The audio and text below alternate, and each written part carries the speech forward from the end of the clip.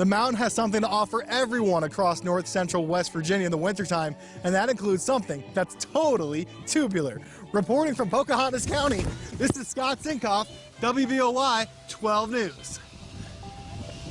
June 23rd, 1944, 8:30 p.m., the Mountain State's deadliest tornado happened right here on Pleasant Hill in Shinston, West Virginia. Wow. If I turn it toward the cameraman, it might suck him up. Is that okay? Yeah, that's fine. So you can see really cool stuff just like this at the Meadowbrook Mall. 11:45 and 1:15, the event goes from 11 to 3. So really cool science on the way. Back to you, Marissa.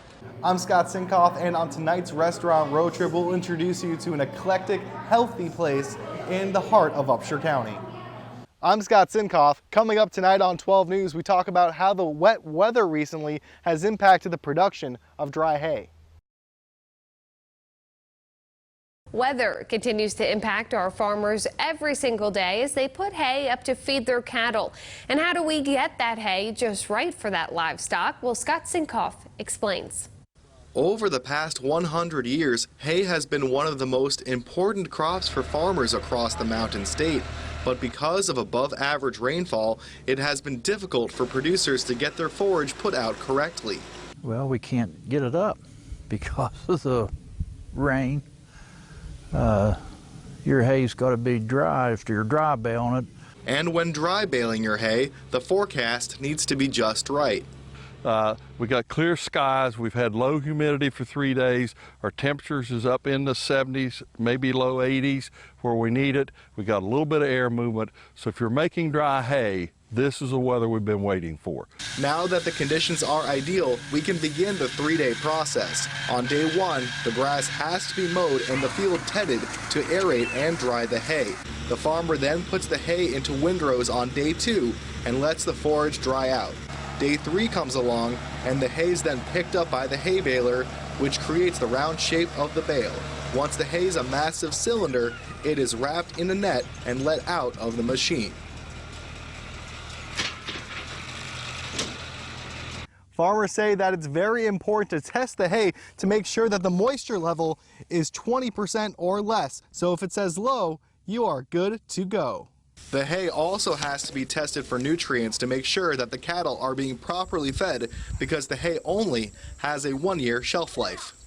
And the reason being is it lays there on the ground. It is going to draw moisture. Sunlight's going to work on it. Hawks can tear into it. Other things can come along and mess with it. And as it does that, it makes that shelf life shorter. And with all the forage needed to feed the hungry cows, the buffet of hay needs to last as long as possible. Reporting in Monongalia County, I'm Scott Sincoff, 12 News. Now, agriculture across north central West Virginia is blooming as we approach the end of the summer harvest. But how does one of the freshest crops in the field measure up with Mother Nature? Scott Sincoff explains. As the summer lingers in the Mountain State, growers typically produce hay as well as soybeans and corn. But one cash crop, though, is on the rise, and it doesn't come without its own controversy. Cannabis is really the general plant. The difference between hemp and marijuana is going to be the THC levels. For hemp to remain legal in the state, the strictly regulated cannabis plant has to remain at 0.3% THC or less. Otherwise, it is marijuana and has to be seized. And with over 175 legalized growers of cannabis registered in West Virginia in 2019, both farmers and the Department of Agriculture alike believe that the uptick of hemp is rampant across the wild and wonderful, partly because of the perfect climate for growth. West Virginia, not a lot of people know this, is a great, almost like a miniature climate for the cannabis plant.